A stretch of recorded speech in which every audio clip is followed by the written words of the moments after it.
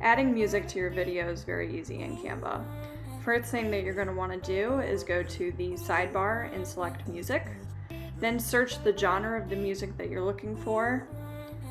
Drag it to your video, and then it actually gives you the option to pick what area of the song that you want for your video.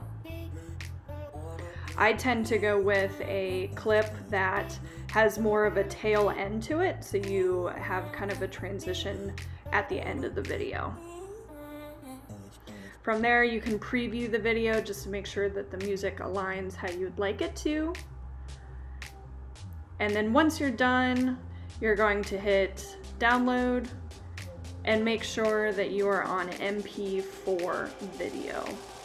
And that's it.